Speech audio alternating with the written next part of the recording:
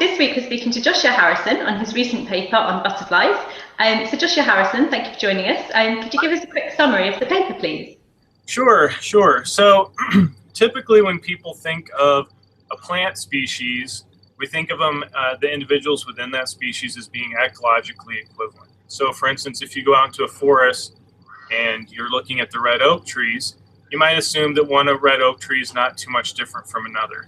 But our study was focused on understanding the variation within a plant species and the consequences of that variation.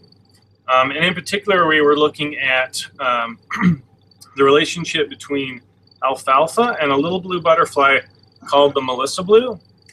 And the Melissa blue is interesting because it's a widespread butterfly in the American West, and it eats a variety of native host plants, like lupins, for instance, but it's recently shifted, or rather expanded its host breadth to include alfalfa. Alfalfa is not native to the United States, but it's grown widely throughout the West as a pasture crop. So the thing that's interesting is that alfalfa is actually not a very good host for the Melissa blue. They don't have high survivorship. They're a little bit small.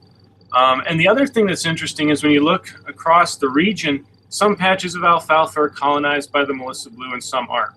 And so we hypothesized, maybe there's some variation in these alfalfa patches, something different about the plants that's impacting their interaction with the Melissa blue. So the point of this paper was to test that.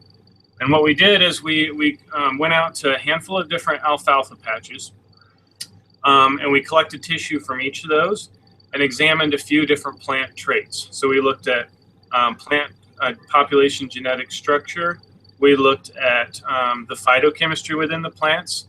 Alfalfa makes several compounds that are known to negatively impact insects. So we wanted to get an idea of if phytochemistry was varying among these plant populations.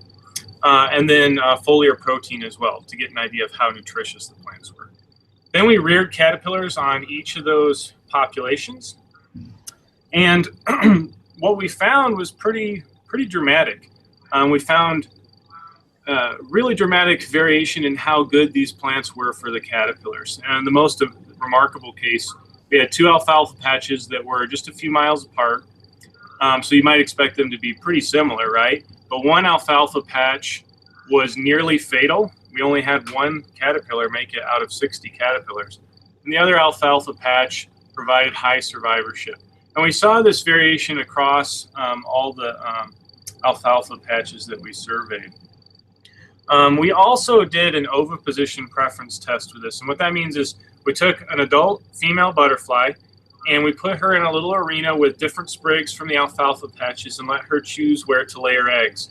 And despite the marked variation we saw in larval performance, the female butterflies didn't always choose optimally. Sometimes they would lay their eggs on a worse alfalfa patch than the better one, which was kind of unexpected. And then the other main result that we gained with this study is when we looked regionally across all those alfalfa patches, the best predictor of whether a patch had been colonized by the Melissa blue or not was phytochemical variation.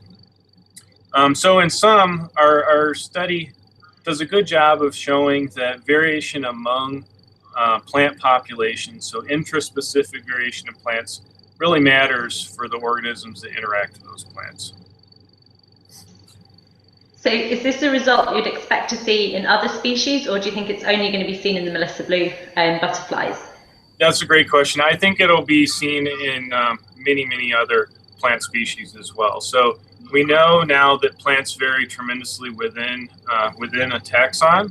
And we're starting to get an idea through this study and other recent studies that variation matters. So I think this is something that's going to be widespread and something that we'll see a lot more of.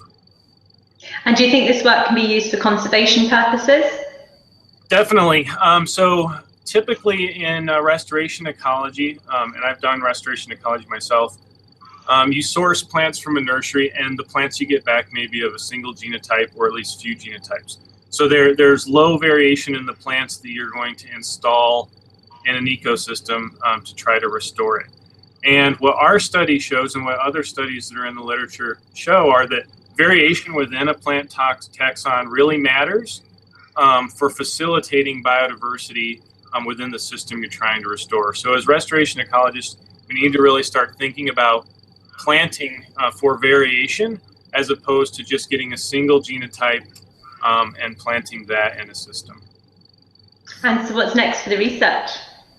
Next, I think we need to expand the spatial scale of this a bit more, look at more alfalfa patches, and we need to drill down to try to figure out what specific compounds are driving the interaction that we saw. I think that'll be the next step for this project.